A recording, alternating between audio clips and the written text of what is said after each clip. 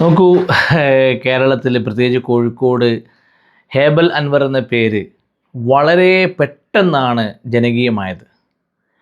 എന്തുകൊണ്ടായിരിക്കും ഹേബൽ അൻവർ ഇപ്പോൾ ഇത്രയധികം ചർച്ച ചെയ്യപ്പെടാനുള്ള കാരണം? വെറും 2ാം ക്ലാസ് മാത്രം സ്കൂളിൽ പോയി, പിന്നെ സ്കൂളിൽ പോകാൻ മടി കാണിച്ചു. അങ്ങനെ ആ മടിയനായ, പഠിക്കാൻ താല്പര്യമില്ലാത്ത, ബുദ്ധിശൂന്യനായി എന്ന് ജനങ്ങൾ കണ്ട മാതാപിതാക്കൾ പോലും ബുദ്ധിശൂന്യനാണെന്ന് ഓർത്ത് വല്ലാതെ ആ കുട്ടിയെ ഓർത്ത് പരിതപിച്ച് അതുപോലെ തന്നെ പരിഹാര മാർഗങ്ങൾ തേടി പലതും ചെയ്ത ഒരു സാഹചര്യം ആ കുട്ടിയുടെ ജീവിതം നമുക്ക് കാണാൻ കഴിയുന്നുണ്ട്. പക്ഷേ ആ കുട്ടിയാണ് പെട്ടെന്ന് സുപ്രഭാതത്തിൽ ഗ്രാവിറ്റേഷൻ ഫിസിക്സിൻ്റെ നെറുകയിലെത്തിയ, ലോകം ശ്രദ്ധിച്ച ഒരു സയൻറ്റിസ്റ്റായി പറയപ്പെടുന്നത്.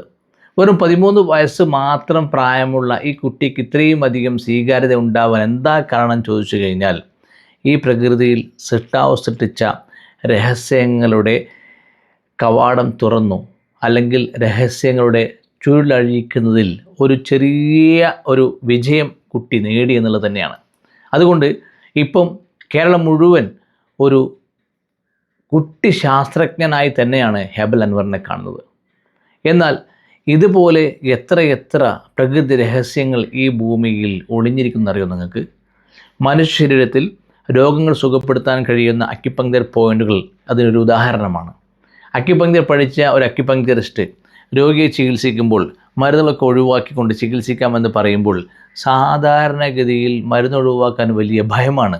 ഏതുപോലെ എന്നറിയോ, ഹേബൽ അൻവർ ആ കുട്ടിയുടെ കണ്ടെത്തലുകൾ അത് സ്വന്തം മാതാപിതാക്കളോട് പറഞ്ഞപ്പോൾ, അത് ഒരു പ്രബന്ധമായി അവതരിപ്പിക്കാൻ പോകുന്നൊക്കെ പറഞ്ഞപ്പോൾ, എന്തോ ഒരു അബദ്ധമാണ് എൻ്റെ കുട്ടി ചെയ്യുന്നത് എന്ന് ഓർത്ത് മാതാപിതാക്കൾ വല്ലാതൊരു ഭയത്തിലായിരുന്നു. അതുപോലെയാണ് മരുന്ന് ഒഴിവാക്കാൻ പറയുന്ന വാർത്ത കേൾക്കുമ്പോൾ പലപ്പോഴും കാണുന്നത്. വാസ്തവത്തിൽ കഴിക്കുന്ന മരുന്നുകൾ അത് രോഗശമനം നൽകുന്നില്ല, കൂടുതൽ ആരോഗ്യ പ്രതിസന്ധിയിലേക്ക് ആളെ കൊണ്ടെത്തിക്കുകയാണ് ചെയ്യുന്നത്. ഏതെങ്കിലും ഒരു രോഗത്തിന് കഴിക്കുന്ന മരുന്നുകൾ രോഗം സുഖപ്പെടുത്തുന്ന ശാസ്ത്രീയമായി പറയാൻ കഴിയില്ല. ആ മരുന്നുകൾ വലിയ അപകടം വിളിച്ചു വരുത്തുന്നു എന്നുള്ളത് ആ മരുന്ന് ഇറക്കുന്ന കമ്പനി തന്നെ സാക്ഷ്യപ്പെടുത്തുന്ന പഠനങ്ങളൊക്കെ തന്നെ നമുക്ക് കാണാൻ കഴിയും. എന്നിട്ട് പോലും എത്ര മരുന്നുകൾ നിരോധിക്കപ്പെട്ട അനുഭവങ്ങളും വാർത്തകളും കേട്ടിട്ട് പോലും പിന്നെയും ഇതേ രാസ മരുന്നുകൾ തന്നെ ചികിത്സക്ക് ഉപയോഗിക്കുന്ന മലയാളിയെ സമ്മതിക്കാതിരിക്കാൻ പറ്റില്ല. കാരണം ഒരു പ്രശ്നമുണ്ടാകുമ്പോൾ അതിന് പരിഹാരം അന്വേഷിക്കാതെ വീണ്ടും അതേ പ്രശ്നത്തിൽ തന്നെ കിടക്കുക എന്ന് പറയുന്നതിന് പണ്ട് ആൾക്കാർ പറയാറുണ്ട്, വീണെടുത്ത് കിടന്ന് ഉരുളുക എന്നുള്ളത്. ഇത് ഒരു നാടൻ വാക്കാണെങ്കിലും ഇനിയെങ്കിലും വീണെടുത്ത് കിടന്ന് ഉരുളാതെ ആ മരുന്നൊക്കെ ഒഴിവാക്കിക്കൊണ്ട് ഈ ഒരു ചികിത്സ ഉപയോഗപ്പെടുത്തിയ ആളുകൾ അവരെത്ര സന്തോഷത്തിൽ ജീവിക്കുന്നു. അവരുടെ ജീവിതത്തിലുള്ള ആരോഗ്യ പ്രശ്നങ്ങൾക്ക് ഈ മരുന്നുകൾ പരിഹാരമല്ലെന്ന് ബോധ്യപ്പെട്ട ആളുകൾ അക്യുപങ്ക്ചർ പോയിന്റിൽ ചികിത്സിക്കപ്പെടുന്ന കാണുമ്പോൾ അതെങ്ങനെ സുഖപ്പെടും? അവരെന്താ അവർ ചെയ്യുന്നത്?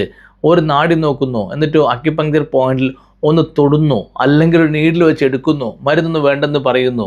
ഇതെങ്ങനെ ഉൾക്കൊള്ളാൻ കഴിയും എന്ന് ഇതിനെപ്പറ്റി ചിന്തിക്കുകയും സംശയിക്കുകയും ആശയക്കുഴപ്പത്തിലാകുകയും ചെയ്ത ഒരു വലിയ വിഭാഗം നമ്മുടെ കേരളത്തിലുണ്ട്. അവരോട് എനിക്ക് പറയാനുള്ളത്, ഏതൊരു ശാസ്ത്രീയ സത്യങ്ങളും അത് അനുഭവത്തിലൂടെ മാത്രമേ ബോധ്യപ്പെടുകയുള്ളൂ.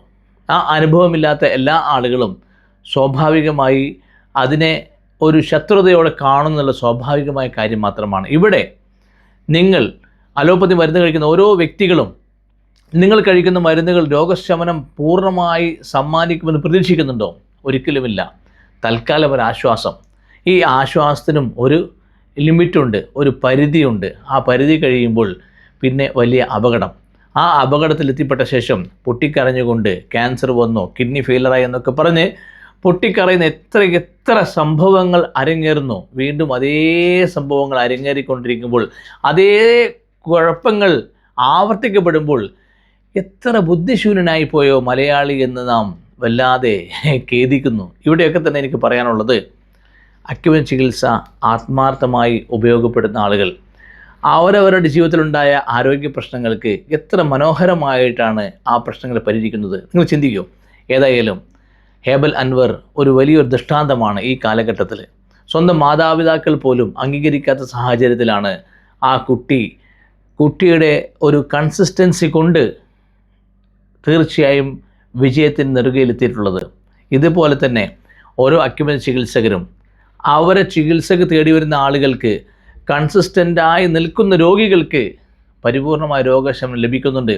ഇടയിലുണ്ടാകുന്ന അസ്വസ്ഥതകൾക്ക് ഭയപ്പെട്ടുകൊണ്ട്, പരിഭ്രമിച്ചുകൊണ്ട്, അക്യുപഞ്ചർ ഒഴിവാക്കിക്കൊണ്ടൊക്കെ തന്നെ വീണ്ടും അലോപ്പതി പോകുന്ന ആളുകൾ അവരുടെ ഖേദം പിന്നെയും വീണ്ടെടുത്ത് കിടന്ന് ഉരുളുന്ന ആ ഒരു അവസ്ഥ, ഒരു ഗതികേട് അവരെ ജീവിതകാലം മുഴുവൻ അവരെ പ്രയാസപ്പെടുത്തുന്നു. ഈ പ്രയാസപ്പെടുത്തുന്നിടയ്ക്ക് തൽക്കാലം കിട്ടുന്ന ചില ആശ്വാസങ്ങളും ചില സുഖങ്ങളും, അതെ, ലഹരി മരുന്നായതുകൊണ്ട്, ആ ലഹരി ഉപയോഗിക്കുന്നത് കൊണ്ട് ആ ലഹരിയുടെ ചില സുഖങ്ങൾ ലഭിക്കുമ്പോൾ അത് രോഗശമനമാണെന്നൊക്കെ തെറ്റിദ്ധരിച്ചുകൊണ്ട് അതിൻ്റെ അടിമകളായി ജീവിക്കുന്ന ആളോട് പറയാനുള്ളത്, ഇനിയെങ്കിലും ഈ അപകടം വിളിച്ചു വരുന്ന മരുന്ന് നിർത്താനായില്ലേ?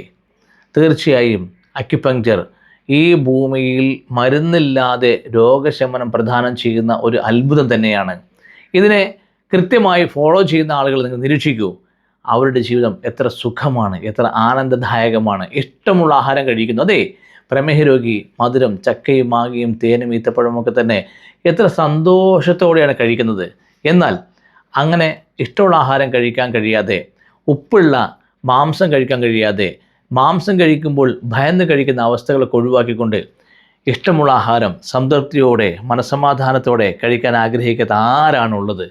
അത്തരം ആളുകൾ എനിക്ക് പറയാനുള്ളത്, ഇനിയെങ്കിലും ഇഷ്ടമില്ലാത്ത മരുന്നൊക്കെ വലിച്ചെറിഞ്ഞുകൊണ്ട് ഇഷ്ടമുള്ള ആഹാരം കഴിച്ചുകൊണ്ട് പരിപൂർണമായ രോഗശമനത്തിലേക്ക് കടന്നു വരാൻ ഈ ഒരു ചികിത്സ ഉപയോഗപ്പെടുത്തേണ്ടതുണ്ട്. തീർച്ചയായും ജനങ്ങൾ അറിയാത്ത കാര്യങ്ങളെപ്പറ്റി കുറ്റപ്പെടുത്തുക എന്നുള്ളത് എത്ര വലിയ ശാസ്ത്ര സത്യമാണെങ്കിലും അങ്ങനെ സംഭവിക്കുന്നു എന്നുള്ളതിൻ്റെ ഒരു വലിയ ഉദാഹരണമാണ് ഹേബൽ അൻവറെങ്കിൽ. ആ കുട്ടിയുടെ കൺസിസ്റ്റൻസി അഥവാ നിശ്ചയദാർഢ്യം, അതിൽ ഉറച്ചു നിൽക്കാനുള്ള തീരുമാനം, അതിലൂടെ ആ കുട്ടി വിജയിച്ചെങ്കിൽ ഇതേപോലെ നിങ്ങൾ കഴിക്കുന്ന മരുന്നുകൾ അത് ഒഴിവാക്കുമ്പോൾ താൽക്കാലികമായി പല പ്രയാസങ്ങളും ഉണ്ടാകുമെങ്കിലും നിങ്ങൾ നിശ്ചയദാർഢ്യം, നിങ്ങൾ കഴിക്കുന്ന മരുന്ന് അത് ഗുണകരമല്ല, അത് അപകടമാണ് വരുത്തുന്നതെന്ന ബോധ്യം നിങ്ങൾക്ക് നിങ്ങളുടെ ആരോഗ്യശമനത്തിലേക്ക് കൊണ്ടെത്തിക്കാൻ നിങ്ങളെ സഹായിക്കേണ്ടതുണ്ട്. അങ്ങനെ നിശ്ചയദാർഢ്യത്തോടു കൂടി ഈ ചികിത്സ സ്വീകരിക്കാം. മരുന്ന് ഒഴിവാക്കിക്കൊണ്ട് എത്രയെത്ര ആളുകൾ സമാധാനത്തോടെ കേരളത്തിൽ ജീവിക്കുന്നു. അതുപോലെ ഇഷ്ടമുള്ള ആഹാരം കഴിച്ചുകൊണ്ട് ജീവിക്കാൻ നിങ്ങൾക്കും താല്പര്യമില്ലേ?